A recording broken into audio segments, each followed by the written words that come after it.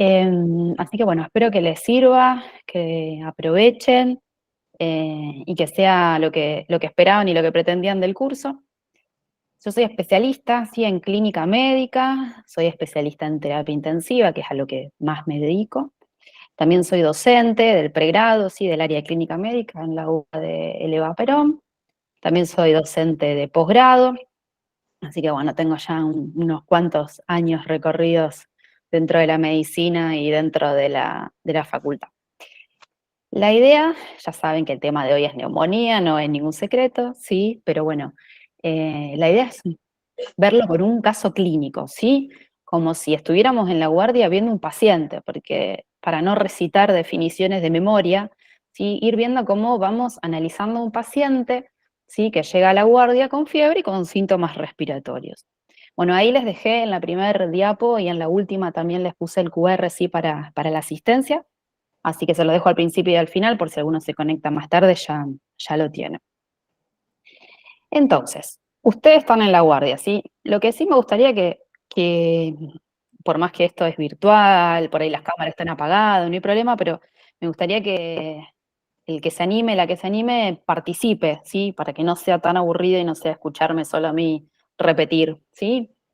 Estamos en la guardia, ¿sí? Y les llega un paciente, un señor de 53 años, ¿sí? Que les consulta porque hace 72 horas, ¿sí? Empezó con tos, con expectoración mucopurulenta y fiebre, ¿sí? Y dentro de los antecedentes recabamos, ¿sí? Que es diabético tipo 2, que está medicado, está controlado, ¿sí? Él toma 1 gramo de metformina por día y una hemoglobina glicosilada, ¿sí? De un diabético que está con un buen control metabólico, ¿sí?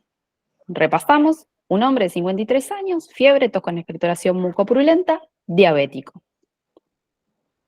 ¿Qué toman, sí, dentro de esto como datos guías para continuar? Sí, recién estamos en el interrogatorio y de todo lo que interrogaron, esto es lo positivo. ¿Qué toman como dato guía para seguir evaluando al paciente de esto? A ver, alguien que se anime.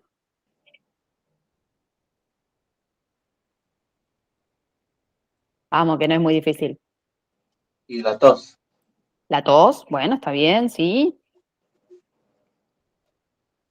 La fiebre. Tiene fiebre.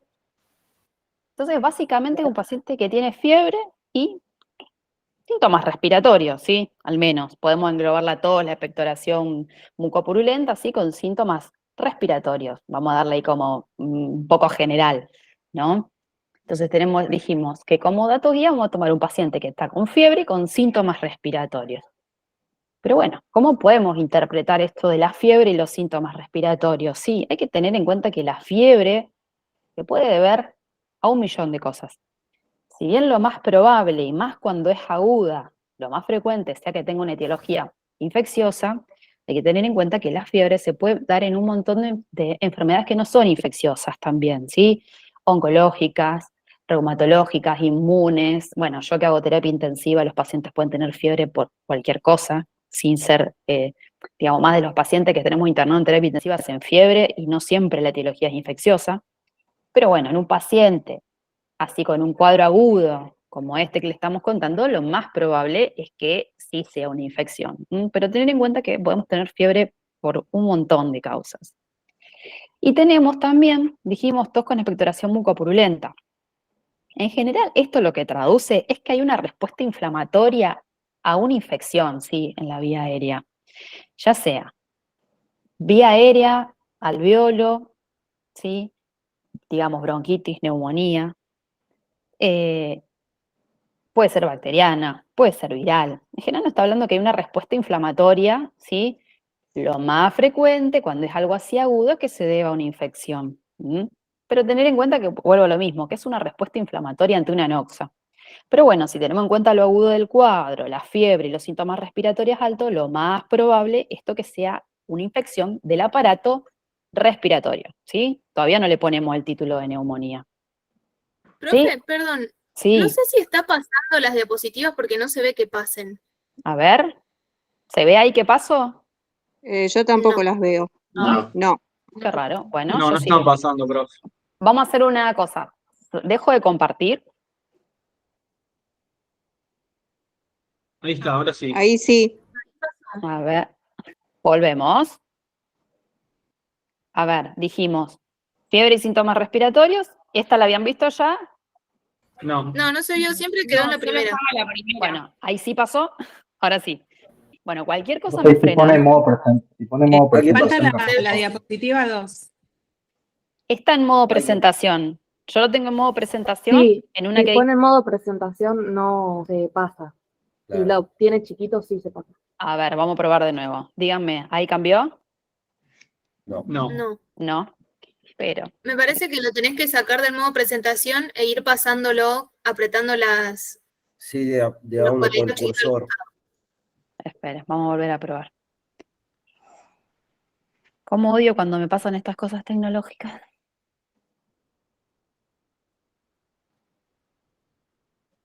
Vamos a hacer una cosa, vamos a hacer así.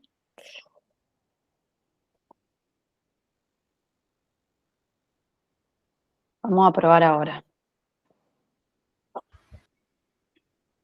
Ahora vemos los datos guía.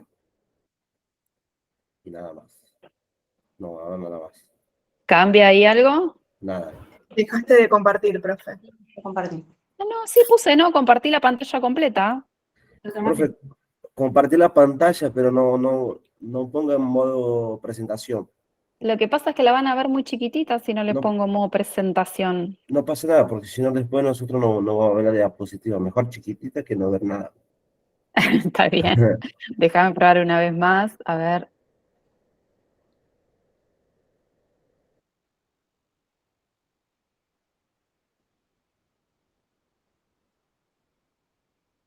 ¿Ahí se ve? Ahí sí. Bueno, Sí. vamos a ver si ahora arranca. Frénenme cualquier cosa. Entonces dijimos que estábamos, y ahora no se me cambia. Bueno, no. La tecnología hoy no está de mi lado. ¿Ahí ven? Sí. Bueno, Sí, ahí va a ver, pasando. Ahora sí. vamos, Sí, ahí vamos. se van pasando. Crucemos los dedos. Bueno, entonces dijimos que hasta acá íbamos, sí, con el interrogatorio, nada más. ¿Sí? El paciente. Interrogamos, llegamos a esta conclusión de la fiebre y los síntomas respiratorios, que lo más probable es que tenga una infección, sí, en su aparato respiratorio. Todavía no le pusimos un sello al diagnóstico. Entonces, bueno, ante esto que les relata el paciente, ¿sí? ¿Qué es lo primero que van a hacer con el paciente? Vamos por el Examen interrogatorio. físico. Examen físico, obviamente, ¿no? No nos vamos a quedar solo con lo que nos cuenta. El examen físico, vamos a hacer un examen físico general y vamos a focalizarnos, sí, en el aparato respiratorio. Bueno, lo revisamos. Efectivamente tiene fiebre, tiene 39 grados, tiene signos de deshidratación leve, está taquipneico, sí, tiene una frecuencia respiratoria de 35, está taquicárdico, tiene 110 de frecuencia cardíaca, la presión la mantiene 110/70, y cuando le ocultamos el aparato respiratorio vemos que tiene disminución del murmullo vesicular, tiene matidez, tiene soplo tubario, irrales crepitantes, todo eso compromete el tercio superior del hemitórax derecho y la axila homolateral. ¿Qué conclusión podemos llegar con esto? ¿Sí? Tiene disminución del murmullo vesicular, tiene matidez, un soplo tubario, Síndrome de rales. consolidación. Una consolidación. Muy bien, exactamente. Los hallazgos clínicos que tienen sí son compatibles, sí, con una condensación pulmonar. ¿Mm? Y entonces, tenemos fiebre y síntomas respiratorios, tenemos un examen físico que tiene repercusión sistémica, porque tiene fiebre, está taquicárdico, está taquipneico, y tiene un síndrome de consolidación pulmonar. Con esto, ¿qué estudios complementarios le pedirían al paciente? En un principio una radiografía. Radiografía, uno, ¿y qué otro estudio básico le vamos a pedir?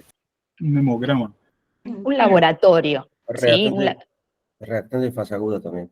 Reactante de fase aguda, un hemograma para ver cómo están los glóbulos blancos, perfecto. Le vamos a pedir un laboratorio y una placa de tórax. Y ahí les cuento los resultados. Este es un paciente de verdad. Tiene leucocitosis, sigue en el laboratorio, tiene 19.600 blancos, tiene neutrofilia, tiene una urea un poco aumentada, ahí de 50, una eritrosedimentación aumentada, una PCR aumentada, sí, los reactantes de fase aguda son estos, y en el estado ácido base tiene un pH de 7,48, tiene 30 de PCO2, 61 de PO2, un bicarbonato de 20, y una saturación de oxígeno, perdón, una saturación de la hemoglobina de 90%. Esto sacado a aire ambiente la muestra, ¿sí? Sin oxígeno suplementario. Entonces, si tenemos leucocitosis, tenemos reactante de fase aguda, ¿sí? Lo que estamos pensando es que haya algún tipo de respuesta inflamatoria sistémica, una infección aguda. Y ese estado ácido-base, no quiero ahondar demasiado en análisis de estado ácido-base porque eso da para toda una clase completa, ¿sí? Pero lo que el paciente tiene es una alcalosis, más que nada respiratoria, exacto. Fíjense que tiene 7,48 de pH, con una PCO2 que es baja, y un bicarbonato que intenta compensar parcialmente, si esta alcalosis, y tiene hipoxemia el paciente, ¿sí? Tiene 61 de oxemia con una saturación de 90%. Entonces, tenemos signos compatibles con una infección aguda y con también la respuesta, o sea, lo que genera a nivel del laboratorio el Profe, dejó compromiso. de compartir. Juro que no toqué nada. No, fue nada. fue porque otra persona intentó compartir la pantalla y ahí se canceló la tuya.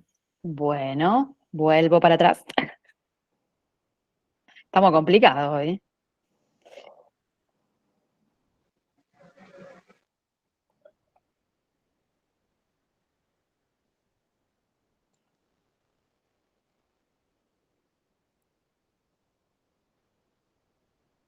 Ahí. ¿Ven? Sí, sí. Ahí sí. Volvemos. Sí, profe. Bueno, avísenme cualquier cosa.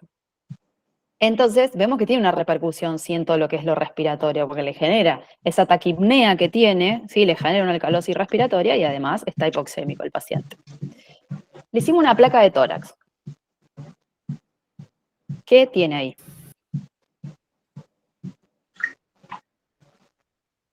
¿Cómo describirían eso? No, Una radiopacidad, profe. Sí, tiene una radiopacidad. del Muy bien. lóbulo superior con broncograma aéreo positivo. Exactamente. Lo que tenemos ahí arriba es una radiopacidad o una consolidación, también lo van a ver en un montón de lugares que la gente cuando informa la placa dice consolidación, ¿sí? Con broncograma aéreo. Eso es lo característico de una neumonía, que la consolidación tiene broncograma aéreo, cuando hablamos de las neumonías lobares, ¿no? Y en este caso es del lóbulo superior y medio del lado derecho. Y entonces, ¿a qué diagnóstico clínico llegamos? Suponemos que tiene una infección del sistema respiratorio, que cuando lo revisamos tiene signos clínicos de consolidación, tiene un laboratorio compatible con una infección y tiene una placa de tórax con una consolidación con broncograma aéreo. ¿A qué diagnóstico llegamos? La neumonía. Bueno, el diagnóstico clínico acá es el de neumonía aguda de la comunidad. Es un paciente que viene de la calle, ¿sí? Y acá entramos un poco en lo que es la definición de neumonía, que es una infección, sí, que, bueno, fácil porque es la que afecta al parénquima pulmonar. Y cuando es de la comunidad, nos referimos al paciente que viene de la calle, sí, que no estuvo en contacto con el sistema de salud. Esto un poco para diferenciarla de la neumonía nosocomial o intrahospitalaria, ¿sí? Que es la que se produce cuando el paciente ya está 48 horas internado al menos en el hospital, y de la neumonía asociada a ventilador, que es cuando el paciente lleva 48 horas intubado, ¿sí? Esto es un caso típico de la neumonía adquirida en la comunidad. Enfermedad frecuente, ¿sí? Van a ver que en las guardias es una de las causas infecciosas más comunes de internación y una de las causas más comunes también de mortalidad de causa infecciosa. Y más que nada en pacientes o ancianos o con comorbilidades. De las neumonías comunitarias, más o menos requieren internación un 40%, pero un 10% va a requerir internación en lo que es terapia intensiva. Y dentro de ese grupo, sí, de los que requieren internación en terapia intensiva, que son las que se denominan neumonía grave de la comunidad, sí, por definición, neumonía grave es la que requiere internación en UTI. Fíjense que alta la mortalidad, ¿sí? Más de un tercio de los pacientes se mueren. Y como dijimos, a la hora de hacer diagnóstico clínico, lo vamos a hacer con una clínica que es compatible y con una placa de tórax que muestre un infiltrado. Dentro de clínica compatible tenemos lo que hablamos de este paciente, sí, todo lo que presentó, pero también tengamos en cuenta que pueden tener también dolor pleurítico, si tiene inflamación de la pleura, pueden tener otros hallazgos clínicos, disnea, que este paciente no la refiere, pero bueno, estaba hipoxémico, tranquilamente podría haber tenido disnea. En el laboratorio vamos a tener en general leucocitosis, aumento de los reactantes de fase aguda. También podemos tener leucopenia, ¿sí? En general cuando hay leucopenia es un marcador de mal pronóstico en estos pacientes. Pero tengan en cuenta que a pesar de que para la clínica parece muy característica, si combinamos todos los signos y síntomas de la neumonía, la sensibilidad para diagnóstico es baja, ¿sí? En general la sensibilidad no supera el 50%. ¿Qué significa eso? Que hay un gran porcentaje de pacientes que se internan con un diagnóstico de neumonía y que en realidad no la tienen, ¿sí? Fíjense que ahí abajo les escribí, hay un 17% de los pacientes que se internan por neumonía y que en realidad tienen otra cosa. ¿Qué otra cosa? Puede ser un edema agudo de pulmón, una insuficiencia cardíaca descompensada, cáncer de pulmón, qué sé yo. Sí, cualquiera de esos diagnósticos que uno les pone el sello de neumonía y en realidad no lo es. Y para el diagnóstico clínico, sí, también necesitamos que la placa de tórax sea patológica. Lo más característico, como dijimos en la consolidación, ¿sí? Lobar con broncograma aéreo. Pero también pueden aparecer otras cosas. Podemos ver derrame pleural, infiltrados intersticiales, neumonías cavitadas. Y también tengan en cuenta que las neumonías, hasta un 30% de los casos, pueden tener radiografía normal, ¿sí? ¿Saben en qué tipo de pacientes podemos tener radiografía normal? Paciente Típica. inmunocomprometido, adulto mayor, Pediátrico. deshidratado, Muy bien. un blog electrocardíaco. Ah, bueno, se vinieron afilados para la clase. Me gusta, me gusta. Me gusta que me respondan. Exactamente, son todas esas las causas, ¿sí? Los pacientes inmunosuprimidos muchas veces están tan inmunosuprimidos que no hacen un blog o no se llega a ver en la radiografía. Podemos tener una neumonía retrocardíaca que en el frente no se ve, y porque ustedes van a estudiar muchas veces el par radiológico, frente, perfil. La realidad es que en Argentina, hospitales públicos, hacemos el frente, nada más. Y después el perfil si lo necesitamos por algo. Tranquilamente una neumonía retrocardíaca en la placa puede no llegar a verse. Los ancianos muchas veces llegan con este cuadro clínico, llegan deshidratados, ¿sí? A la guardia. Llegan deshidratados y no tienen rales, no tienen la consolidación, pero la clínica es muy sospechosa. Y les pasa que lo internan, le ponen un suero y al otro día aparecieron los rales, apareció el infiltrado, muchas veces por deshidratación. ¿Qué sugieren las guías de neumonía en estos casos? Si está la sospecha clínica, empezar el tratamiento antibiótico empírico y repetir la placa al otro día, a las 24 o 48 horas. Me pueden decir, ¿por qué no hacemos una tomografía de entrada?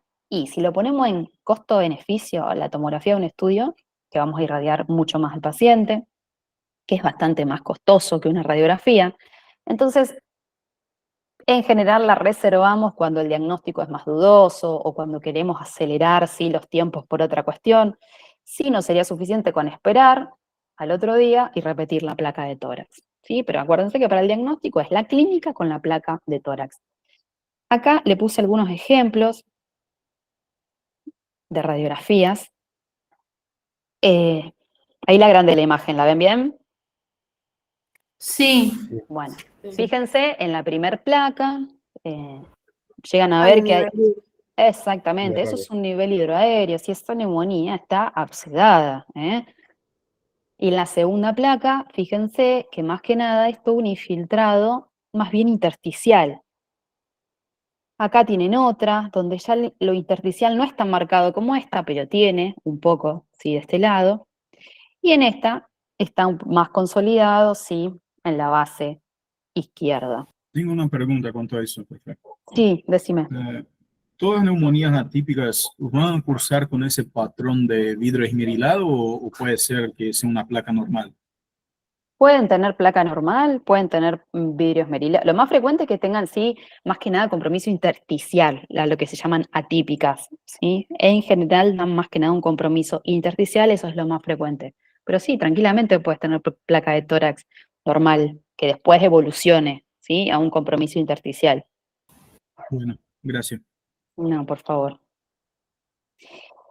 Esto es con respecto, entonces, fuimos clínica y radiografía. Ahora vamos a lo que es la microbiología de la neumonía, ¿sí? Yo a veces cuando tomo examen pregunto qué causas piensan de etiología de las neumonías, lo único que me pueden decir es neumococo. Hay más de 100 microorganismos que están documentados que pueden causar neumonía, ¿sí? Dentro de las bacterias, sí, obviamente el neumococo es el que se lleva todos los premios, es la causa más frecuente, pero también hay otras bacterias, como por ejemplo el Haemophilus influenzae, la moraxella. Más que nada esto empiezan a aparecer en mayores de 65 años o con comorbilidades. Los anaerobios dentro de lo que son las neumonías broncoaspirativas. Y después hay otros gérmenes que pueden causar neumonía, como las enterobacterias, el Acinetobacter, Pseudomonas, Staphylococcus aureus. Pero estos no son los más comunes, ¿sí? El paciente para hacer neumonía por alguna de estas bacterias tiene que tener determinados factores de riesgo, ahora después vamos a ver un poco de esto. No es lo más frecuente y uno en general no lo cubre empíricamente en todos los pacientes, ¿sí? Hay que cubrir las bacterias más frecuentes, ¿sí? Pero este subgrupo hay que tenerlo en cuenta en determinados pacientes. Después, micoplasma es una causa bastante frecuente. Esto es un dato, sí, de Estados Unidos, más que nada, que tiene más casuística que nosotros. En Estados Unidos, una de las causas más comunes y representa hasta un 15% de las neumonías que cursan con tratamiento ambulatorio en general, ¿sí? Después lo que son clamidia, neumoniae, la citacosis, los virus también son una causa frecuente de neumonía, y dentro de los virus, ¿sí? El virus de la influenza es en general el más frecuente, sacando la época que tuvimos de la pandemia, ¿sí? Que fue por el SARS-CoV-2, que generó la COVID. Fue una pandemia, ¿sí? Por una neumonía viral que evolucionaba a distrés respiratorio y bueno, causó todo lo que ya sabemos que causó, sí, pero era una neumonía viral. Después hay otros gérmenes, ¿sí? Como la legionela, por ejemplo, que da neumonía, pero nosotros casi prácticamente no tenemos legionela. Esto es más que nada en Estados Unidos y en Europa, nosotros no tenemos en general. Y después hay otros gérmenes que pueden comportarse y dar cuadros agudos como una neumonía, como la TBC y algunos hongos, que en general si bien dan cuadros más bien crónicos, ¿sí? Pueden presentarse también como un cuadro agudo simulando una neumonía. Pero todo esto obviamente lo tenemos que tener en cuenta según el contexto epidemiológico. No vamos a pensar esto como primer diagnóstico en general. Y ahí le marqué unos gérmenes como el micoplasma, la clamidia, la legionela. Estos son los que causan en general lo que se llama neumonía atípica. Tampoco se sabe demasiado bien, o sea, no hay como una definición concreta de lo que es neumonía atípica. Se puede decir que es porque no da el cuadro clínico característico con consolidación lobar, que da más bien en general infiltrados intersticiales, que se llaman atípicas porque los microorganismos también, o sea, algunos no tienen pared celular, otros son intracelulares, porque no responden al tratamiento con beta-lactámicos, como la mayoría de las neumonías. Entonces, bueno, se dice que por esto se denominarían neumonías atípicas. Y también hay que tener en cuenta que la etiología también va a ir variando según la gravedad del paciente, ¿sí? En lo ambulatorio lo más frecuente es neumococo, micoplasma y el Haemophilus. En sala general también suelen ser las mismas etiologías, pero ya en terapia intensiva tenemos que empezar a pensar en determinado tipo de paciente que pueda haber algún otro germen, ¿sí? Más virulento o con mayor resistencia antibiótica dando vueltas. Ahora después lo vamos a ver esto un poquito. Entonces, ya hicimos el diagnóstico clínico de neumonía aguda de la comunidad. Hablamos un poquito de la etiología, ¿sí? De los gérmenes que la pueden causar. ¿Cómo hacen el diagnóstico microbiológico? ¿Sí? ¿Qué le vamos a hacer a este paciente para hacerle el diagnóstico microbiológico de lo que le está causando la neumonía? Un gran. Gram y cultivo de esputo. Bien, secreciones respiratorias, perfecto. ¿Algo más se les ocurre? Gram, cultivo, PCR. identificación y antibiograma. Sí, de secreciones respiratorias. Sí. Hemocultivo. Hemocultivo, muy bien. Y por ahí escuché PCR. ¿PCR para qué? Para Para los los virus. Para los virus, muy bien. Profe, En principio, sí, ¿el antígeno urinario se hace para... en algunos lugares sí, para neumococo, en algunos lugares sí, nosotros lo hacemos. Ahora les explico un poquito de eso. Nosotros acá en el hospital, yo trabajo en el hospital de Baigorria, tenemos para hacer antígeno urinario. No lo tienen, no sé si están en todos los hospitales, pero acá tenemos. Entonces, dentro del diagnóstico microbiológico, sí, vamos a hacer todo esto que me mencionaron. tengan en cuenta, esto no importa porque no son datos de Argentina, son de Estados Unidos y de Europa, pero fíjense lo que yo único que les quiero mostrar es en celeste, ¿sí? Son los porcentajes de casos de neumonía en la cual, a pesar de hacer, ¿sí?, los estudios, no se llega a un diagnóstico microbiológico, ¿sí? O sea que en más de la mitad de los pacientes no vamos a llegar, ¿sí?, al diagnóstico microbiológico de la neumonía. Y como bien me mencionaron, hay que hacer Gram y cultivo, ¿sí?, de las secreciones respiratorias. En general, si es un paciente como el nuestro, que ventila espontáneamente, que no necesita estar intubado ni nada, uno le va a pedir que expectore, ¿sí? Se junta una muestra de esputo. Tengan en cuenta cuando le piden que expectore, le tienen que decir que sea una tos profunda, ¿sí? Que no escupa saliva. O sea, que junte catarro y que sea una tos bien profunda y que con ganas expectore, ¿sí? Y lo junte en el frasquito que le estamos dando. A pesar de que el paciente tenga todo y tomemos todos los recaudos para que la muestra sea representativa, la positividad de los esputos es muy variable según los estudios. Hay algunos estudios que dicen que menos del 10% de las muestras son positivas y hay otros que te dicen que hasta un 86% de los estudios son positivos. Bueno, es totalmente variable. ¿Qué hay que tener en cuenta? Que dentro de los gérmenes más frecuentes, que son el neumococo y el Haemophilus influenzae dentro de las bacterias, son gérmenes que tienen crecimiento fastidioso, ¿sí? Entonces muchas veces son cultivos negativos, pero porque son falsos negativos, porque estos gérmenes, que son los más frecuentes, no llegan a crecer, ¿sí? Como les dije, tengan en cuenta que es una muestra profunda, que tiene que ser antes de empezar los antibióticos, y si no se puede antes por el motivo que fuere, por lo menos dentro de las primeras horas del inicio de los antibióticos.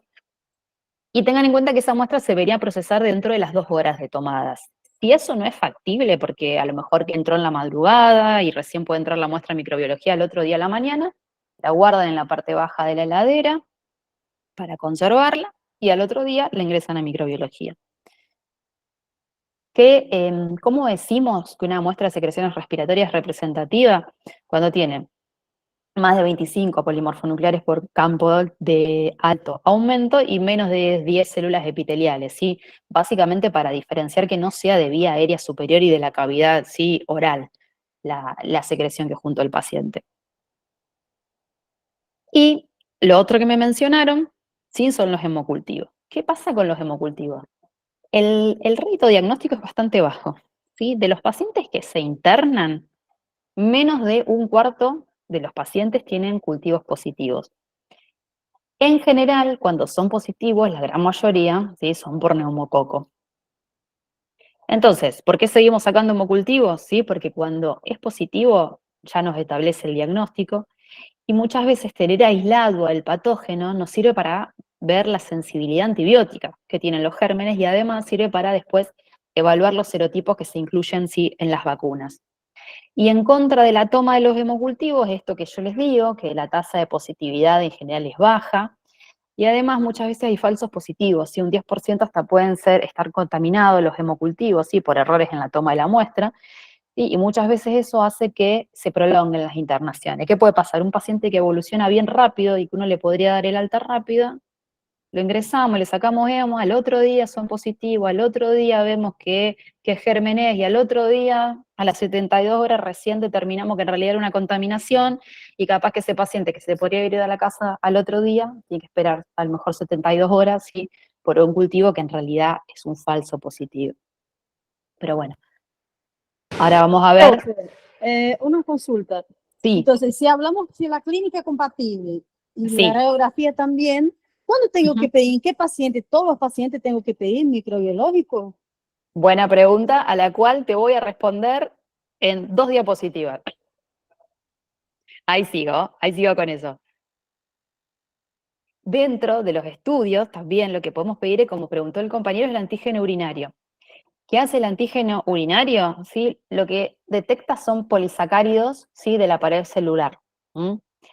Tiene bastante buen rédito diagnóstico y más que nada cuando la neumonía es bacteriémica. ¿Qué cosas buenas tiene? Que una muestra de orina es fácil de obtener, que a pesar de que hayamos empezado los antibióticos, el antígeno urinario no se negativiza tan rápido como los cultivos, porque no requiere que el germen crezca, ¿sí?, sino que detecta polisacáridos de la pared. Como dijimos, tiene buena sensibilidad y especificidad y es un resultado que tenemos rápido. La desventaja es que no está en todos los lugares, ¿sí? Entonces se requiere tener el método para hacerlo, se requiere que haya alguien que sepa hacerlo, y la contrapartida es que, como detectamos polisacárido de pared, no podemos evaluar sensibilidad antibiótica. Vamos a tener que es un antígeno para neumococo positivo, ¿sí? Pero no vamos a poder determinar la sensibilidad antibiótica. Y a la pregunta de la compañera, acá va la respuesta. ¿Cuándo vamos a cultivar a todos los pacientes? No.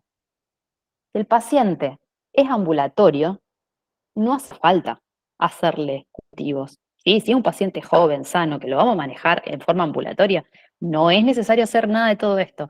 ¿Por qué? Porque el tratamiento empírico en el 99% de los casos es exitoso, y de esos pacientes solo un 1% no va a tener respuesta y va a requerir internación. Dentro de los hospitalizados, y acá es discutible, ahí lo que yo les puse, que es el que está el cuadradito en amarillo, que son los hospitalizados en sala general. La guía, las últimas que son las guías norteamericanas, ¿sí? Dicen que habría que sacar hemocultivo y secreciones respiratorias en esos casos. Si vamos a hacer tratamiento empírico para Staphylococcus aureus metiere o Pseudomonas aeruginosa, si sabemos que el paciente tuvo una infección previa por Staphylococcus aureus metiere o Pseudomonas aeruginosa, o si estuvo internado y o recibió antibióticos parenterales en los últimos 90 días. Esto es lo que dice la guía americana. La práctica es que todos los pacientes que se internan en la sala general se sacan cultivos de secreciones respiratorias y hemocultivos. Donde sí o sí no hay duda que hay que cultivar a todos los pacientes es en los pacientes que ingresan en terapia intensiva, ¿sí? Habría que hacer por lo menos secreciones respiratorias, que en este caso si están intubados lo que se puede hacer es un aspirado endotraqueal o un minival, hemocultivos, y el antígeno urinario, sí, para neumococo. No sé si respondí a tu pregunta, la compañera que había preguntado. Sí, profe, gracias. Básicamente son los que se internan, ¿sí? En la práctica, yo les pongo esto para que sepan lo que dicen las guías, sí, pero en la práctica se cultiva el que se interna, el que se va en forma ambulatoria no. Y las PCRs virales en realidad se piden cuando hay circulación viral, ¿sí? Cuando fue la pandemia, obviamente que todo paciente con cuadro respiratorio se hacía PCR para SARS-CoV-2, ¿sí? Sino, lo que se hace habitualmente es en época de circulación de influenza, cuando el paciente entra por insuficiencia respiratoria que se sospecha por neumonía, se hace la PCR. ¿De dónde se puede hacer la PCR? De un hisopado, ¿sí? Nasofaringio, o de alguna muestra de alguna secreción respiratoria. Entonces, bueno, ya hicimos el diagnóstico microbiológico, charlamos un poco. ¿Cómo decidimos cuán grave está el paciente y a dónde lo vamos a manejar? Si a este paciente lo mando a la casa, si lo interno en la sala, si lo interno en terapia, ¿es a ojo? No hay No, score. se calcula con score. El CURV y el Por los índices. PCI. Oh, fine. Bien, perfecto. Eso que nombraron se llama estratificación de riesgo, ¿sí? Es ver cuán grave está el paciente para decidir dónde lo voy a manejar. ¿Por qué hacemos estratificación de riesgo? Porque hay estudios, ¿sí?, que evaluaron pacientes que inicialmente estaban en la guardia y ya tenían algún factor de riesgo que decía que tenían que estar internados en terapia intensiva, pero por juicio clínico pasaron a la sala general y de la sala general definitivamente requirieron terapia. Se ve que esos pacientes que no entraron directo a terapia, sino que primero pasaron por la sala, tienen mayor mortalidad, ¿sí? Y se sabe que el famoso ojo clínico por sí solo no sería la única medida, ¿sí?, para establecer cuán grave está el paciente. Entonces, ya hace muchos años, ¿sí?, desde el año 87, que esto se empezó a estudiar, que bueno, ustedes ni habían nacido en esa época, que esto ya se empezó a estudiar y se hicieron 1 millón, ¿sí?, de puntajes para evaluar la gravedad del paciente y para decidir dónde internarlos.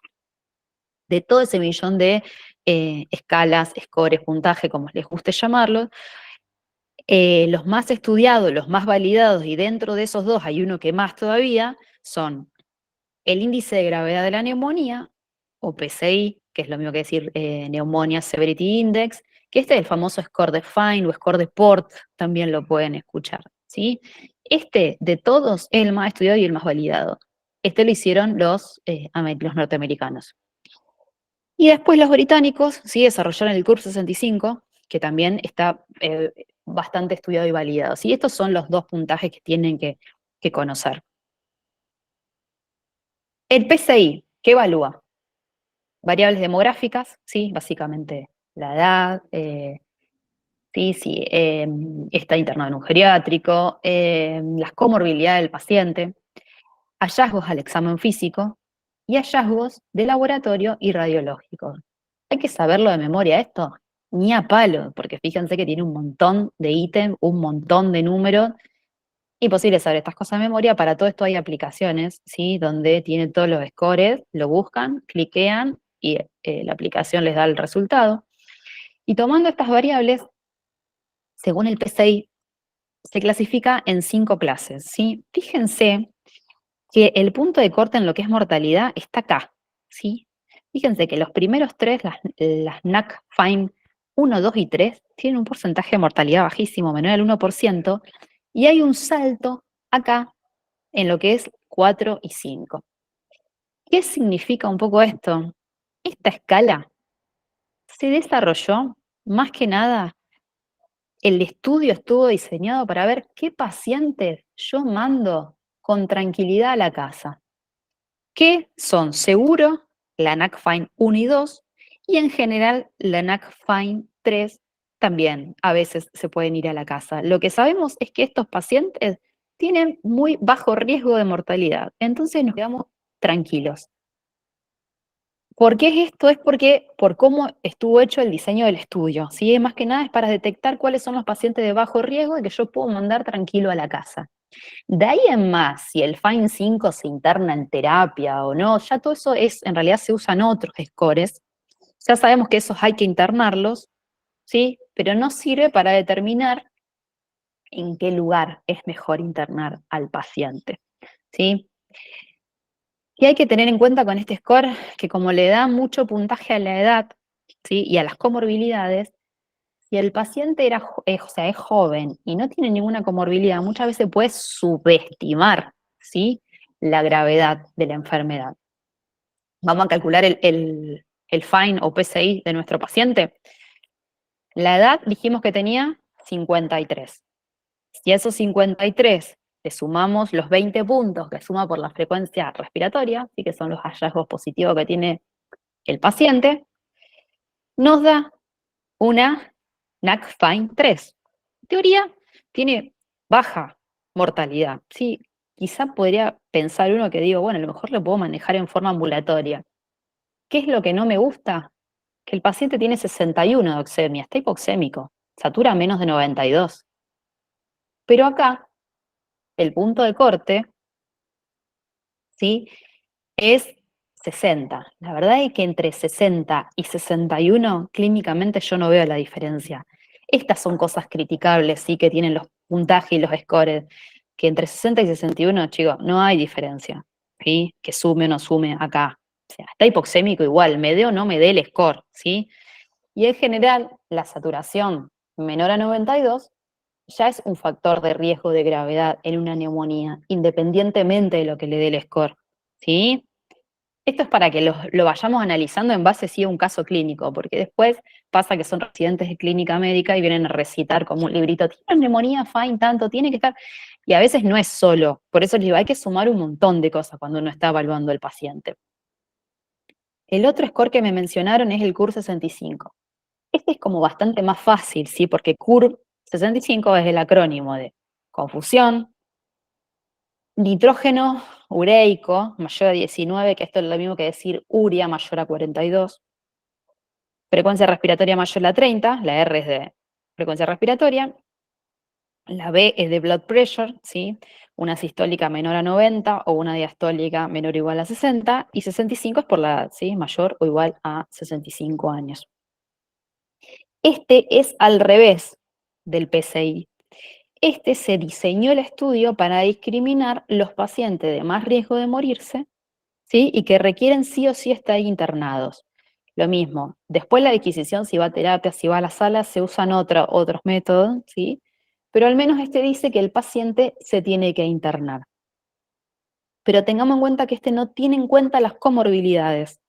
Entonces, este, al revés del otro, al no tener en cuenta las comorbilidades, puede subestimar la mortalidad en pacientes que son ancianos, ¿sí? Y además, fíjense que la edad no la suma, como el otro, en forma completa, ¿sí? La totalidad de los años, sino que hay un punto de corte entre menos o más de 65 años. De este también se hizo una versión simplificada, así que es sacándole la U de urea para no tener que usar laboratorio, ¿sí? Entonces sería el CRB65. ¿Para qué le sirve eso? Están en un centro de salud donde no le pueden sacar un laboratorio, y si tiene alguno de estos 4 puntitos, ¿sí? Aunque sea uno solo, lo tienen que mandar al hospital para que lo puedan evaluar un poco mejor al paciente, ¿sí? Es una herramienta bastante simple cuando están en un lugar donde no tienen mucho para hacer. ¿Cuál es el CUR 65 de nuestro paciente? Tiene la urea mayor a 42, tenía 50, acuérdense, y tiene la respiratoria mayor a 30, él tenía 35. Entonces suma 2 puntos.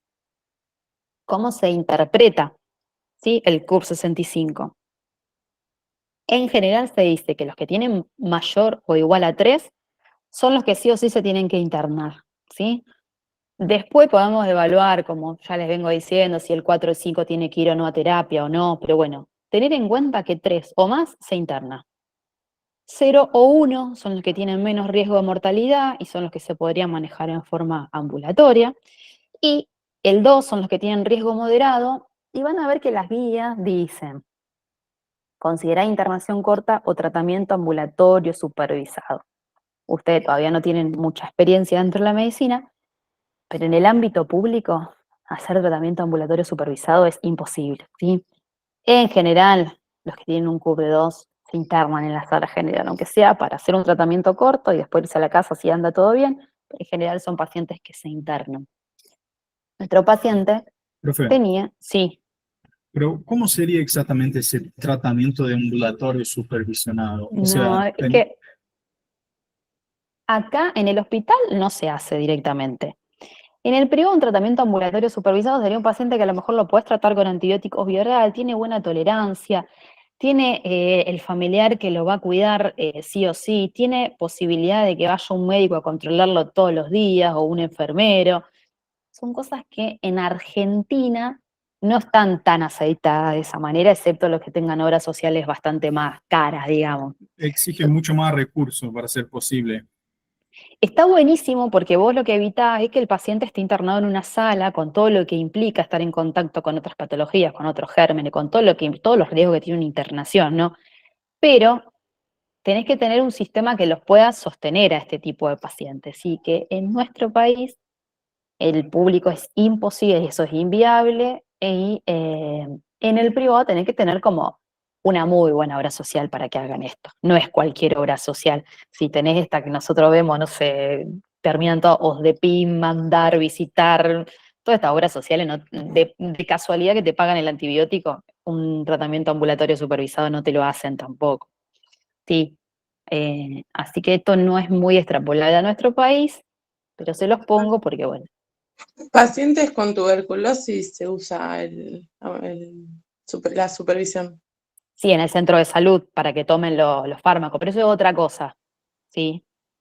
Sí, el tratamiento, el DOT, digamos. Claro. Claro, sí, eso se hace, pero bueno, porque es otra cosa, van de lunes a viernes, le dan la medicación todos los días, le dan la medicación para que se lleve para el fin de semana, pero es otro tipo de paciente, un paciente que tiene que hacer 6 meses de tratamiento. La neumonía son poquitos días, que ahora lo vamos a ver cuántos días son de tratamiento, y es otro tipo de paciente, digamos. Como les dije antes, con esto vamos a decir si el paciente se puede ir a la casa o hay que internarse, pero para decidir la internación en terapia intensiva, los que tienen el score que tiene mayor sensibilidad y especificidad, se hizo en el 2007 y se hizo con la Sociedad Americana de Enfermedades Infecciosas y con la Sociedad Americana del Tórax, que son los criterios de la ATS-ITSA, que dice que se tendría que internar en terapia intensiva los pacientes que tengan un criterio mayor o que sumen 3 criterios menores. Criterios mayores no hay que ser demasiado genio, ¿sí? Y se tienen que internar en terapia intensiva los que necesiten ventilación mecánica invasiva, o los pacientes que están en shock séptico que necesitan vasopresores. ¿Sí? Estos son pacientes que están extremadamente graves, sí o sí necesitan internación en terapia intensiva. Pero después, los que sumen 3 criterios menores también se deberían internar en terapia. ¿Que cuáles son los criterios menores? La frecuencia respiratoria mayor a 30, la relación presión arterial de oxígeno sobre la FiO2, ¿sí? Esto es lo que se conoce como PAFI. En el caso de nuestro paciente, ¿sí? Si lo calculamos con los datos que tenemos, lo que hay que hacer es la presión arterial de oxígeno, que él tenía 61, dividido la FiO2, que él estaba hecho aire ambiente eso. O sea que es 0,21. Lo que habría que hacer es 61 dividido 0,21 y eso les va a dar algo así como 290 de PAFI, ¿sí? Él no reuniría ese criterio menor. Infiltrados multilobares, la confusión, la desorientación, la uremia, ¿sí? Que tenga ahí van a ver que es nitrógeno ureico mayor a 20, que esto sería algo así como bastante, o sea, 50 y pico de uremia, no me acuerdo ahora exactamente la cuenta, pero hay que hacer por 2 y pico. Que tenga leucopenia, menor a 40.000, trombocitopenia, hipotermia, e hipotensión que requiera un manejo agresivo con líquidos. Nuestro paciente tenía la frecuencia respiratoria, y habría que calcular bien, pero quizá podía tener la uremia, no más, 2 criterios. Entonces, dicho todo esto, ¿cómo estratificamos, ¿sí? El lugar de tratamiento del paciente? Dijimos que teníamos el PCI, que básicamente es lo que dice que lo podemos mandar tranquilo a la casa. El CUR 65 sirve más para identificar los que se tienen que internar, y lo de la ATS-ITSA para predecir la necesidad de UTI. Habría que hacer los dos, ¿sí? Porque vieron cómo da diferente según, a lo mejor un puntito nada más en la oxigenación ya nos cambia el score. Entonces, como recomendación, usar las herramientas que tenemos y tener en cuenta también el juicio clínico, ¿sí? Porque los pacientes no son solo números, ¿eh? Y hay veces que a lo mejor lo estamos viendo nomás y tiene 50 respiratoria, lo vemos que está con tiraje, con aleteo nasal, paciente que lo saturamos, está desaturando, probablemente no nos dé tiempo, así hay que intubarlo en la guardia, ¿sí? Y directamente va a terapia, no vamos a hacer toda esta disquisición, ¿sí? De scores y etcétera, etcétera. Entonces el juicio clínico también es importante, y hay que tener en cuenta es que a veces no es solo la gravedad clínica, ¿sí? Y esto lo van a ver mucho en el público. Hay pacientes que uno no los puede mandar con antibióticos a la casa porque no los va a tomar, porque tienen problemas de adicciones, porque están en situación de calle, porque tienen algún deterioro cognitivo, ¿sí? Son pacientes que no pueden cumplir un tratamiento en forma ambulatoria y muchas veces se internan para poder cumplirlo. O un paciente que a lo mejor no está tan mal, pero toma la pastilla y vomita. No le va a hacer efecto ese antibiótico. Hay que hacerlo endovenoso. Entonces, a lo mejor hasta que controle la tolerancia oral, tienen que estar internados. Y esto es como una especie, no es para que se lo aprendan ni nada, pero es como una especie de, sí, de algoritmo cuando estamos evaluando al paciente en la guardia.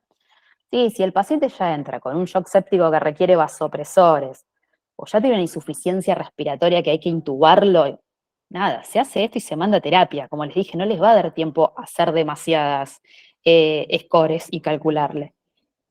Si no hay que hacer esto de entrada, después hay que evaluar esto que les mencionaba, si tiene intolerancia oral, cualquier problema sí que me pueda condicionar la adhesión al tratamiento. Si tiene alguno de estos problemas también, se interna el paciente, ¿sí? ¿Dónde? En la sala. No tiene criterio de internación urgente en terapia, no tiene nada de todo esto que mencionamos, pero está saturando menos de 92. ¿Sí? Ese paciente está hipoxémico. Si está hipoxémico, al menos se tiene que internar en la sala general, ¿sí? Y si no tiene nada de todo esto, pasamos a los scores, ¿sí? Que bueno, los scores básicamente los resultados es un poco lo que charlamos, ¿sí? Recién, que el 4 y 5 del FINE o el 3 del CUR se debe internar, al menos internar, ¿sí? Internamos, pero si tiene alguno de estos criterios, ¿sí? Acuérdense, más de 3 criterios de los siguientes, que son los que dicen que tiene que estar internado en terapia intensiva, se interna en terapia, y si no, lo dejamos en la sala general. Es como más o menos un abordaje en forma de algoritmo. Bueno, ya hicimos todo esto, lo vamos a internar en la sala general. ¿Cómo tratamos la neumonía? Antibióticos. ¿No? Y acá empieza el quilombo. Y no me digan que no, porque es así. Iba a decir que dependía de la edad. No, y también Básicamente, depende del microorganismo. depende de varias cosas, ¿sí? Más que nada depende Depende si es fundamental. ambulatorio, si está en sala general. Exacto. Las indicaciones de antibióticos más que nada se estratifican, si es ambulatorio, sala general o terapia intensiva. Pero bueno, acá es cuando se empiezan, yo cuando tomo examen y pregunto un tratamiento antibiótico de cualquiera de todas estas, y ahí acá empieza la ensalada. ¿Qué dicen nuestras guías? Esto es nuestra guía argentina de la Sociedad Argentina de Infectología. Pacientes, tratamiento ambulatorio, ¿sí? Vamos a hablar del ambulatorio, que no es nuestro paciente. En el ambulatorio joven y sin comorbilidades, recomiendan amoxicilina, ¿sí? En cambio, en pacientes mayores de 65 años o con comorbilidades, recomiendan amoxiclavulánico. ¿Cuál es la diferencia? ¿Por qué en estos pacientes amoxiclavulánico? Porque tienen más posibilidades de tener Haemophilus influenzae o moraxella, ¿sí? Que muchas veces son resistentes a la amoxicilina sola, entonces por eso usamos amoxiclavulánico.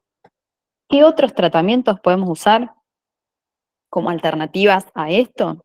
La claritromicina, o acitromicina también puede ser acá, la levofloxacina, que es otra opción de tratamiento. Acá también le dan amoxifloxacina, pero amoxifloxacina acá nosotros no, yo la verdad que no usé nunca, no sé ni si hay, al menos en el hospital no hay disponible. En general la que se usa es la levofloxacina. ¿Saben por qué se puede usar la levofloxacina y la amoxifloxacina y no, por ejemplo, la ciprofloxacina y la norfloxacina? ¿No es por la concentración que alcanzan en el pulmón? No. No, ¿saben cómo se llaman estas quinolonas? Se le dice la levofloxacina y Respiratorias. respiratoria. ¿Y qué particularidad tienen? Que no tienen la cipro y la norfloxacina. ¿Qué germen cubre que las otras no cubren? ¿Pseudomonas? El neumococo. Ah, no. ¿Sí? La levoflox y la amoxifloxacina cubre todos estos gérmenes respiratorios que no cubre la cipro y la norfloxacina. Por eso se llaman quinolonas respiratorias. Entonces, pacientes ¿Para jóvenes qué? sanos, sí, Perdón, ¿para qué usamos entonces la cipro? Un ejemplo clínico. infección urinaria, por ejemplo, dentro Ah, de lo común, digamos, dentro de lo perfecto. común que pueden llegar a haber para las infecciones urinarias. Pues tienen Por eso. Después igual, Y la Eh, claritro para sí, los micoplasmas. la claritro cubre micoplasma, cubre clamidia y también cubre neumococo. ¿Qué pasa? Las Hay países, sí, como Estados Unidos, que hicieron un abuso de los macrólidos que hoy por hoy tienen una tasa de resistencia al neumococo en algunos lugares hasta mayor al 30% a la claritromicina. Eso es porque usaron macrólido a diestra y siniestra para cualquier cosa. Entonces hicieron que tenga el neumococo, tiene mucha tasa de resistencia, los macrólidos. No es nuestro caso, pero por ejemplo en países como Estados Unidos eso pasa. Entonces, Profe, opciones, sí. acitromicina no podría entrar como una opción. Sí, también, claritro o acitro, cualquiera de los dos. No está acá en la tablita, pero yo lo agregué verbalmente, digamos. Claritro o acitro pueden ser cualquiera de los dos, no habría problema. ¿Por cuánto tiempo? ¿Semana? Ahí vamos a la duración del tratamiento antibiótico. Seguimos con los internados en sala general, ¿sí? En sala general, y acá les voy a hacer una aclaración, que espero que si vienen a Redí Clínica conmigo, no me digan ampicilina, gentamicina. Yo la verdad que cada vez que me dicen eso lloro casi, porque no sé por qué, de dónde lo leen o qué apunte tienen, que cada vez que le pregunto cómo tratan a un paciente con una neumonía en la sala general, me dicen ampicilina, gentamicina. A ese apunte prendan los fuegos. No sé dónde lo sacaron. Díganle a sus compañeras y compañeros que no digan ampicilina, gentamicina cuando vayan a rendir clínica. El tratamiento de una neumonía en la sala general es bastante parecido en realidad, nada más que se hace de manera endovenosa, ¿sí? La variante endovenosa de la amoxicilina clavulánico es la ampicilina sulbactam, ¿sí? Se hace a 1,5 gramos cada 6 horas. Otra opción de tratamiento, ¿sí?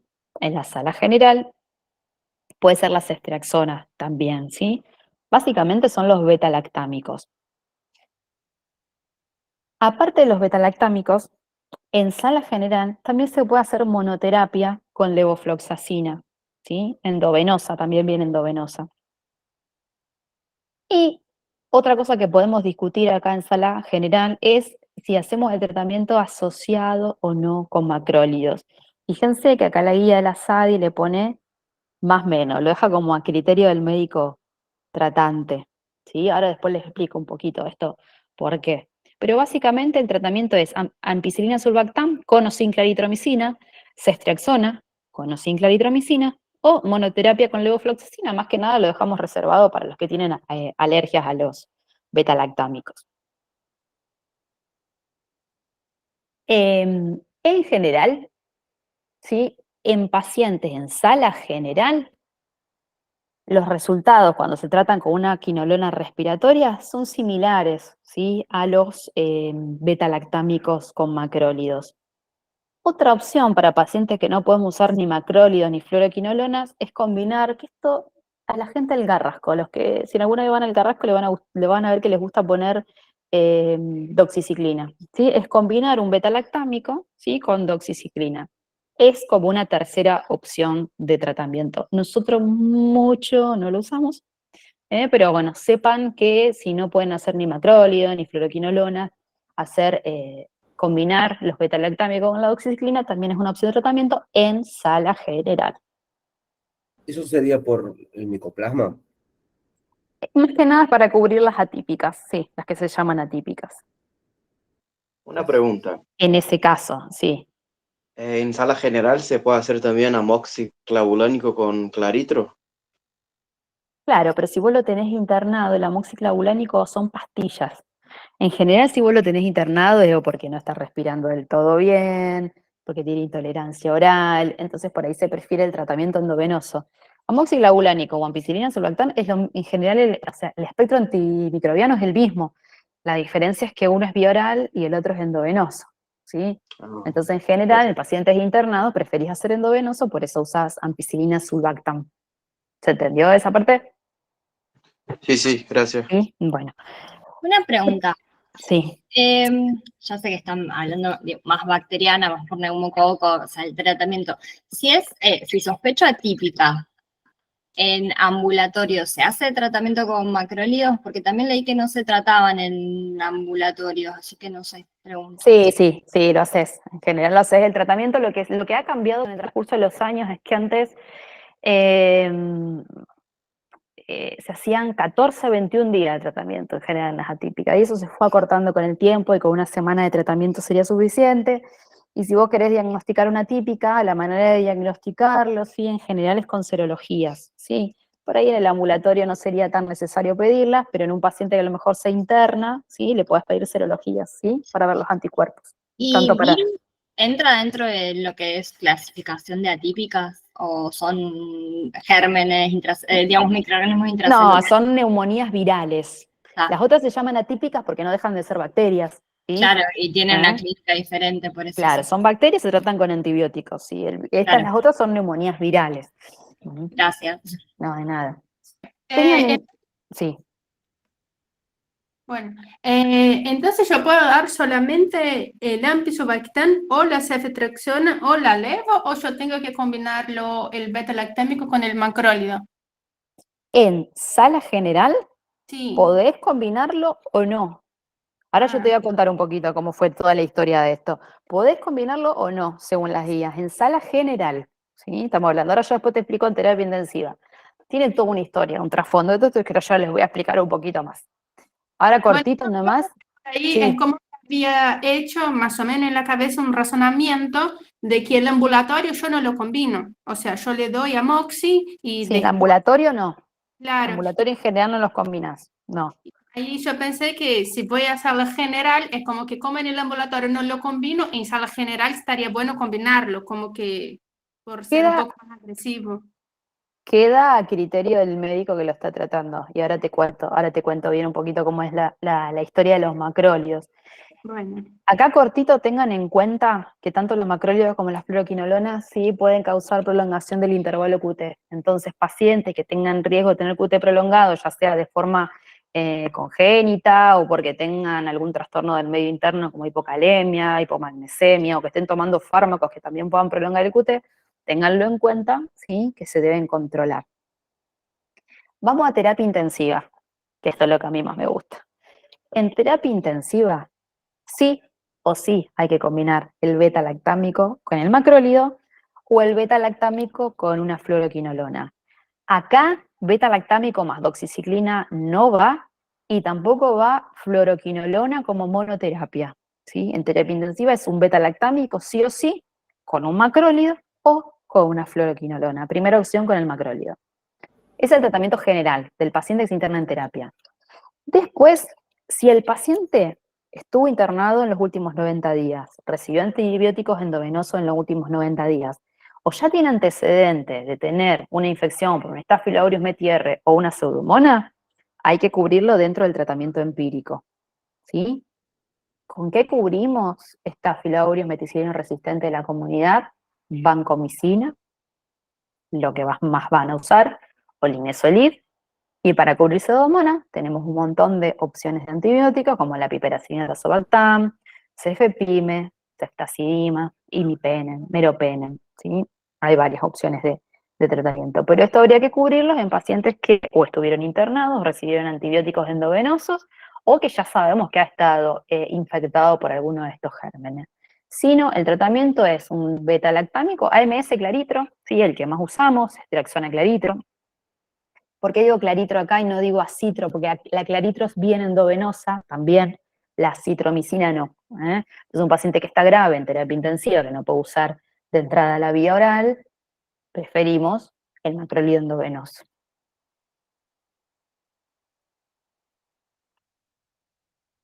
Bueno, como les dije, el beta-lactámico con el macrólido y el beta-lactámico con la fluoroquinolona, sí, fueron los resultados, cuando se comparan en los ensayos clínicos, fueron similares, no así con la doxiciclina ni con la monoterapia con una quinolona. Y acá vamos a los macrólidos.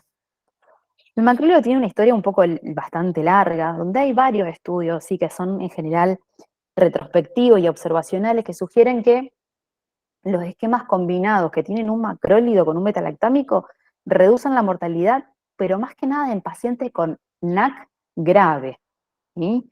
Donde hay más evidencia es en los pacientes con terapia intensiva. ¿Por qué se cree que les iría mejor a los pacientes? Por el efecto inmunomodulador, sí, más que nada que tienen los macrólidos, y porque también suprimen la producción de una exotoxina, sí, del neumococo. Pero, ¿cuál es el problema? Que los estudios tienen una calidad de evidencia que quizá es baja, ¿sí? La evidencia más que nada apoya a la neumonía grave, ¿sí? A los pacientes que están lo suficientemente graves y donde la posibilidad de un beneficio, ¿sí? Ante esa posibilidad de que tengan un beneficio, se usan, ¿sí? Entonces nosotros en terapia intensiva lo usamos siempre. ¿Cuánto tiempo de tratamiento se hace combinado? El macrólido se hace de 3 a 5 días en general, ¿sí? A raíz de estos estudios es que se empezaron a usar en sala general, vuelvo a lo mismo, a diestra y siniestra los macrólidos e inclusive en ambulatorio también. ¿Qué pasa? Los macrólidos tienen una posología que es bastante más sencilla. Por ejemplo, la citromicina es una vez por día. Entonces, ¿qué pasa? Anginas, ¿sí? Faringoamigdalitis, que a veces son virales, ni siquiera son bacterianas, acitromicina para todos y todas, ¿sí? Por la posología sencilla que tienen. Entonces, los macrólidos se empezaron a usar en exceso y eso generó, como les digo, mucha resistencia del neumococo a los macrólidos, ¿sí? Pero la idea de agregarlo es básicamente por el efecto inmunomodulador que tiene, no tanto por el espectro antimicrobiano, sino por el efecto modulador que genera en estos pacientes, el efecto antiinflamatorio más que nada. Ante las guías decían combinarlos, sí, también en sala general, y ahora un poco queda, es como, los macrólidos suelen ser como, va oscilando la moda. A veces hay más indicación de ponerlos en sala general, a veces menos. Ahora de vuelta hay una tendencia a usarlos un poco más, pero depende de los estudios que vayan saliendo. Si ustedes dicen en un examen o están con un paciente y le ponen en una sala general AMS solo o AMS más claritro, Ninguna de las dos conductas está mal, ¿sí? Están avalados por las guías para hacer cualquiera de las dos. No sé si llegué a explicarme con esto. Sí, sí. Y por ahí, que bueno, han mencionado las neumonías virales, ¿sí? Más que nada, la que tiene tratamiento es la neumonía por influenza, ¿sí? La famosa gripe. En pacientes ambulatorios se deberían tratar los pacientes que tienen factores de riesgo para complicaciones, ¿sí? Y con menos de 48 horas al inicio de los síntomas. Y la otra indicación de tratamiento son las mujeres embarazadas, ¿sí? Sin importar el tiempo de evolución. Y dentro de los internados, ¿sí? En épocas de, como les digo, de circulación viral, se hace la PCR, se pone el tratamiento y después se espera según el resultado de la PCR. El tratamiento es el oseltamivir y siempre se recomienda tan pronto como sea posible cuando se sospecha que puede haber una gripe, ¿sí? Que requiera internación, estamos hablando.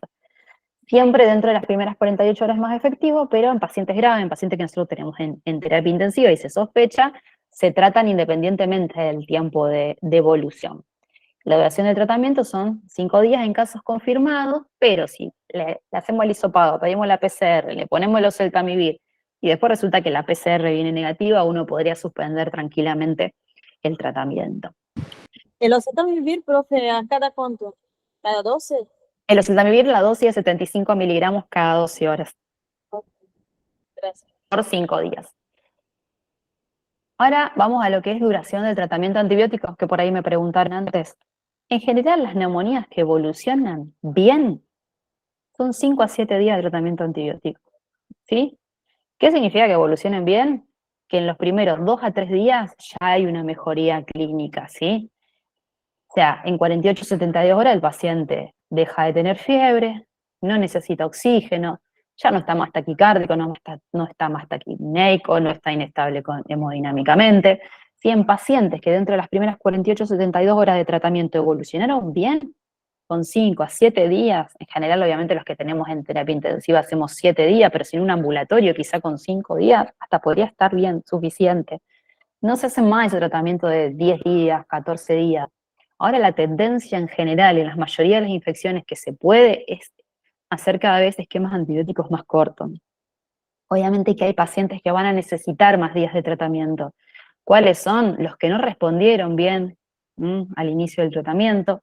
O por ejemplo, si resultó ser que le pusimos el AMS, pero después era un paciente que tenía un germen resistente, ¿sí? Si el germen inicialmente no estaba cubierto, puede ser que necesite más días de tratamiento, o que tenga una infección, ¿sí? Una siembra séptica en otro lugar, además de los pulmones.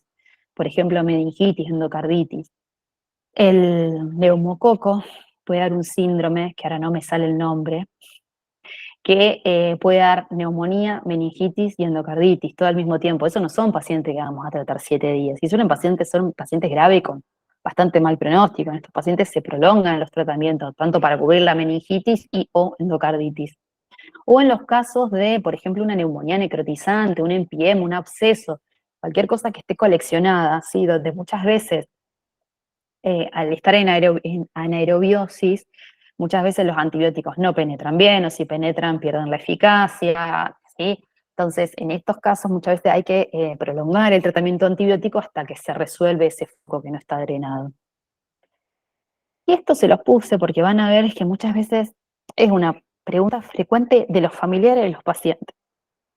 En general, lo que primero va a resolver, ¿sí? Son los síntomas más agudos. La taquicardia, la hipotensión, la fiebre, la taquipnea, la hipoxemia, ¿sí? Eso uno espera que resuelva cuando el paciente va bien, va más rápido.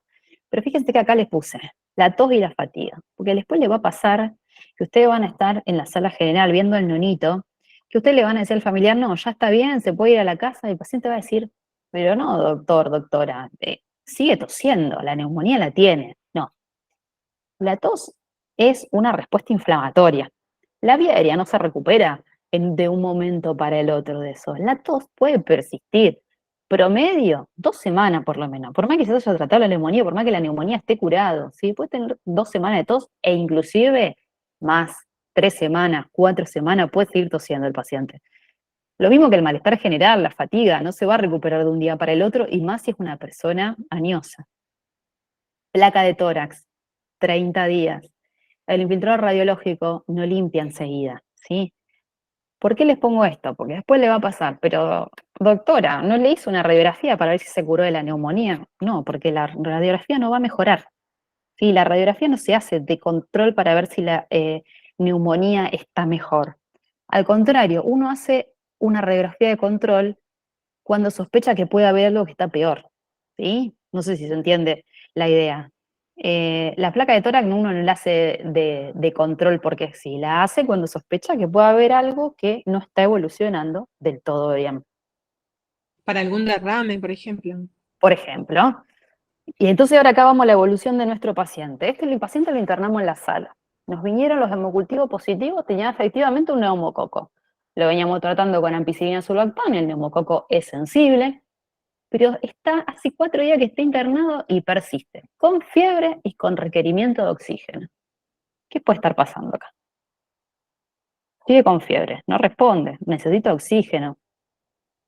¿Tiene ¿Qué se le algún ocurre? absceso? Puede ser. El germen pues no está cubierto por el medicamento. Ajá. Puede ser una neumonía intrahospitalaria. Puede haber otra cosa, sí. Entonces, hay algo que nos van a escuchar decir frecuentemente a los clínicos, es que cuando hay falta de respuesta al tratamiento, uno siempre tiene que pensar 3 cosas. Y esto aplica a todas las infecciones. Germen no cubierto, un error en el diagnóstico, ¿sí? La medicina no es 100% exacta, puede haber algo que le estemos fallando en el diagnóstico, o que haya un foco no drenado. Este paciente tiene una neumonía bastante clara. Germen no cubierto, en este caso, el neumococo es sensible, ¿sí? Capaz que puede haber agregado otra infección o no, ¿sí? Pero en general, de entrada, el germen está cubierto. Podemos pensar que tiene un foco no drenado también. Y en la neumonía común de la comunidad por neumococo, ¿cuál es el foco no drenado más frecuentemente? Un derrame pleural. El derrame Claro. pleural, exactamente.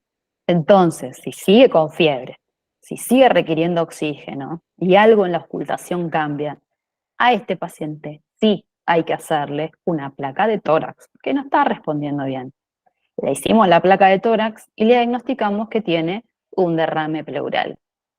Bien. Recuerden que cuando tenemos derrame pleural, primero hay que determinar si se trata de un trasudado o un exudado. Y para eso usamos los criterios de Light, ¿sí? Que básicamente vamos a medir la relación LDH pleural-suero, proteínas pleural-suero y la LDH del líquido pleural, ¿sí? Con esos parámetros vamos a determinar si se trata de un exudado o un trasudado. En la neumonía, ¿qué suele ser? ¿Trasudado o exudado? Exudado. Exudado, muy bien, porque es inflamatorio, ¿sí? La causa es inflamatoria, distinto del trasudado, que es cuando tenemos alteración en las presiones, ya sea oncótica o virostática. El exudado es inflamatorio. Entonces, es lo que vamos a tener en una neumonía. Le hacemos el diagnóstico. Es un exudado. Y ahora lo que tenemos que ver como segundo paso es si ese exudado es complicado, ¿sí? Si estamos hablando de un empiema, ¿sí? Porque ¿qué pasa? Si tenemos un empiema, hay que poner un tubo de tórax y drenarlo a ese líquido coleccionado. Pues si no drenamos ese empiema que tiene en la cavidad pleural, no va a mejorar clínicamente, porque tiene un foco que no está drenado. ¿Cómo definimos empiema? Hablamos de empiema cuando ese líquido lo punzamos y macroscópicamente vemos que viene pus, ¿sí? O que el gram o el cultivo sean positivos, ¿sí? Esto lo vemos en bacteriología, y si no tenemos criterio del citofísico-químico, que es cuando tiene un pH menor a 7,2, la glucosa está consumida o la LDH es mayor a 1000. Con cualquiera de estos criterios estamos hablando de un empiema, ¿eh? Acuérdense que en ese caso hay que drenar el foco. Y la última pregunta que me hago es si se podría haber prevenido esta neumonía por neumococo. ¿Ustedes qué piensan? ¿Se podría haber prevenido? ¿Con qué? Con la Vacunación. vacuna, porque él es diabético y tiene comorbilidades, debe vacunarse. Muy bien. Vacunas, ¿sí? Vacunas, básicamente, la del neumococo y la de la gripe, que hay determinadas poblaciones que tienen indicación de vacunación, ¿sí? Serían las personas que tienen, básicamente, factores de riesgo, que son las personas oncológicas, trasplantadas, con inmunodeficiencias, ¿sí? Personas con enfermedades crónicas, ¿sí? Básicamente los insuficientes renales, los EPOC, las cardiopatías, hepatopatías, diabetes, este paciente era diabético, ¿sí? O personas que están haciendo tratamiento inmunosupresor o corticoide en forma crónica. ¿Y con qué los vacunamos? Con la vacuna de la gripe, ¿sí? Que es una dosis anual, o con la del neumococo. Perdón, Estos la son- del neumococo, yo quería saber, ¿cada cuántos años en pacientes Mirá, de riesgo mañosos? fíjate, el esquema, viste que ahora se hace la 13 y la 23, ¿sí? Sí, Estos eso son quería saber porque me parece que cambió. Mirá, este esquema, ¿sí? Es el que está, después si lo querés buscar bien, está en la página del Ministerio de Salud de Argentina, ¿sí? Que fíjate que según si es inmunocomprometido, vos vas a hacer primero una dosis de la 13. La segunda dosis va a ser de la 23 con un intervalo mínimo de 8 semanas. Después, el primer refuerzo va a ser con la 23 a los 5 años de la dosis anterior. Y el segundo refuerzo también va a ser con la 23 a los 65 años, si el primer refuerzo fue administrado antes de los 60. Fíjate cómo va cambiando según la población. En pacientes con enfermedades crónicas, sí, pero no inmunocomprometidos, haces la primera dosis con la 13, la segunda dosis con la 23, pero un año después, no 2 meses, un año después. Y el primer refuerzo lo haces con la 23 a los 65 años, ¿sí? Respetando ese intervalo mínimo de 5 años de la dosis anterior. Los trasplantados tienen otro esquema particular para los trasplantados, y los mayores de 65 años se hace una dosis de la 13 y un refuerzo con la 23 con un intervalo mínimo de 12 meses. Esto así, como yo se lo acabo de recitar recién leyéndolo, porque sinceramente yo no les voy a mentir, no me lo sé de memoria, me tengo que fijar, está en la página, si lo quieren buscar, del Ministerio de Salud de Argentina.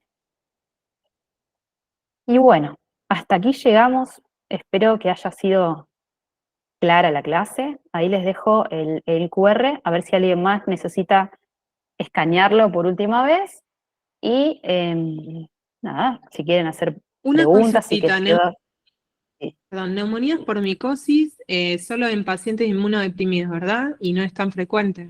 Por ejemplo, No, por cándida. No claro. sé. Mira, neumonía por cándida. Esperame un segundito que quiero a ver si los puedo ver.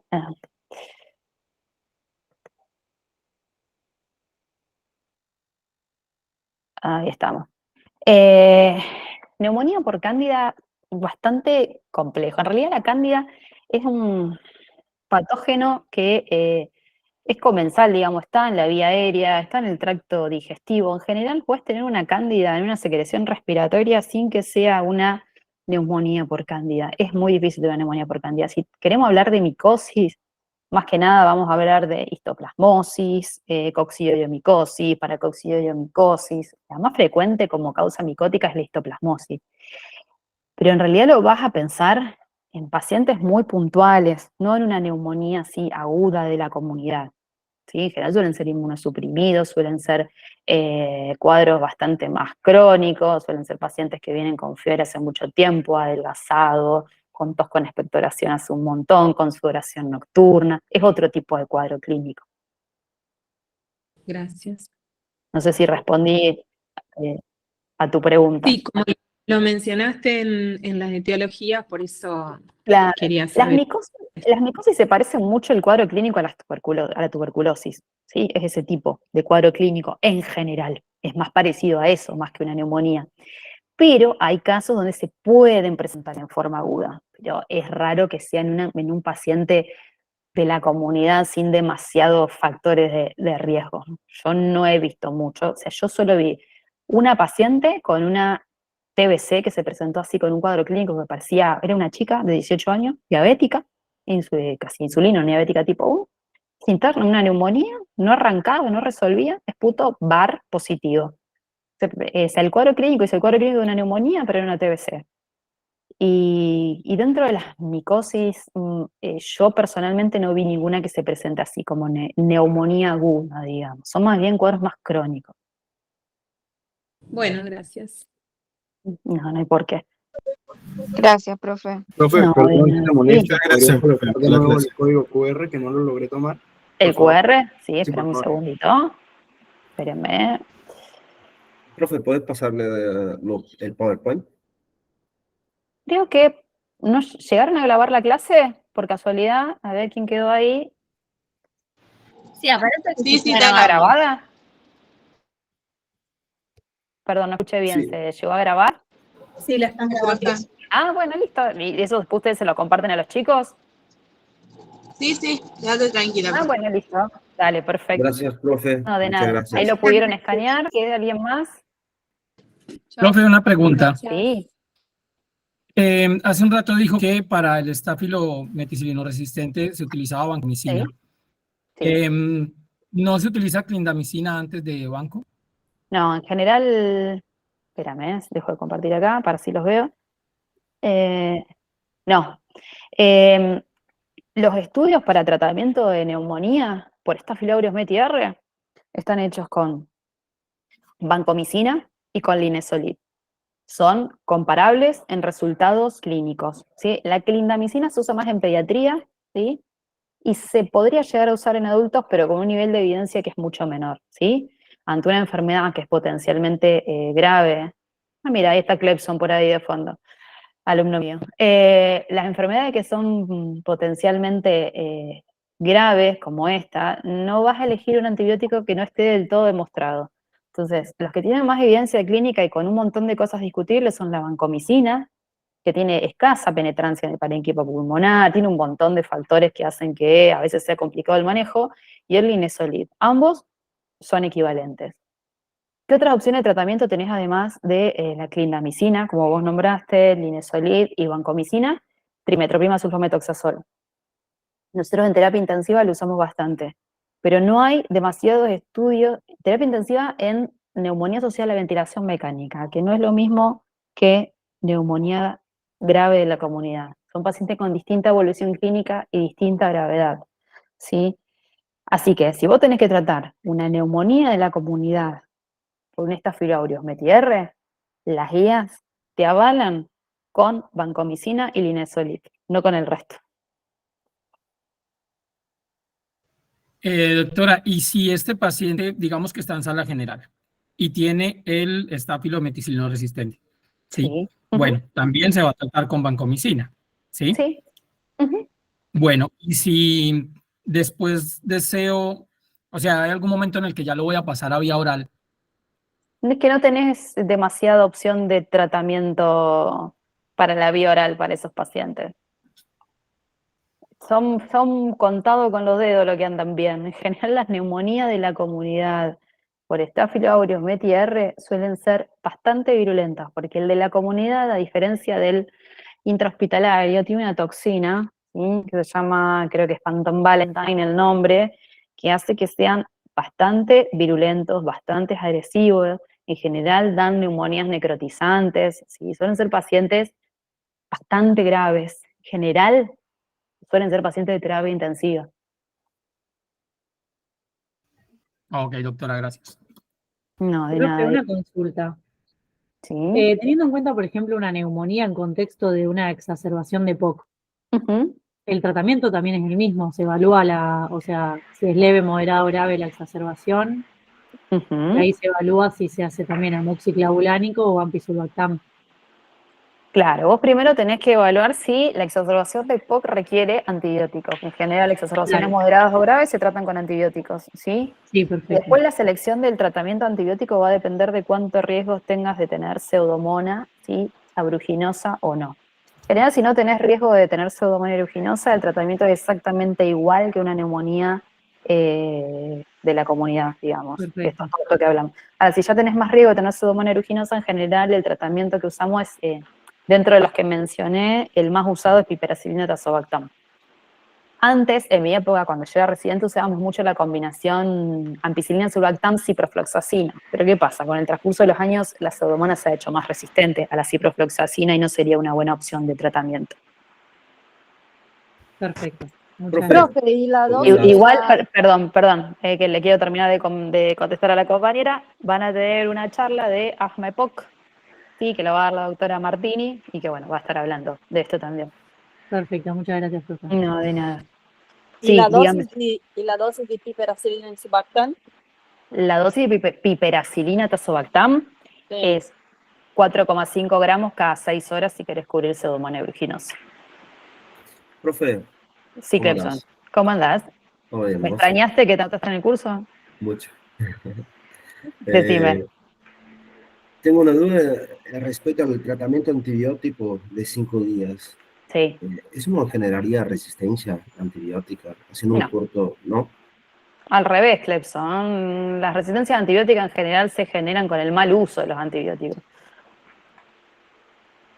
La idea de acortar tratamientos antibióticos es disminuir los costos de los tratamientos, disminuir los días de internación, disminuir los efectos adversos que pueden generar y disminuir la resistencia antimicrobiana. Bien. Gracias. No, de nada. Lo que está demostrado, Clepson, es que tratamientos cortos de 7 a 8 días son tan eficientes como tratamientos de 10, 14 días. Bien. Profe, me presenta la mesa. Tomame la mesa a mí. No te puedo tomar, no puedo. No le puedo tomar a mis alumnos porque yo me encariño y después no los puedo bochar. Fres. Profe, la vancomicina se considera un antibiótico de reserva, ¿no es cierto? Es un antibiótico que uno usa para tratar infecciones por cocos gram positivos, básicamente estáfilos meticilinos resistentes. No sé si ya, o sea, nosotros lo usamos todos los días la vancomicina.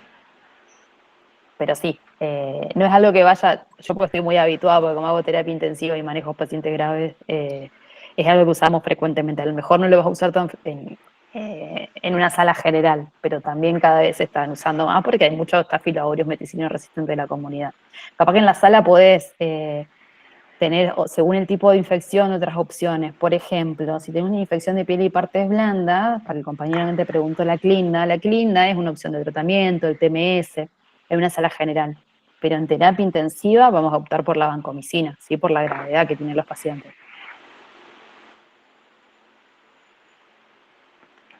Claro, perfecto, gracias. No, de nada. Bueno, ¿alguna otra pregunta? ¿Dudas? Si no hay más dudas, el martes que viene nos encontramos con el doctor Iñaki Martínez Amezaga, que él va a dar dislipemia, y el jueves con la doctora Garabelli, que va a dar hipertensión. ¿Sí? Los dos son muy buenos docentes, así que aprovechenlo. Yo voy a estar también por ahí dando vueltas. ¿Mm? Bueno, profe, gracias. No, por favor, a ustedes por estar. Gracias, profe.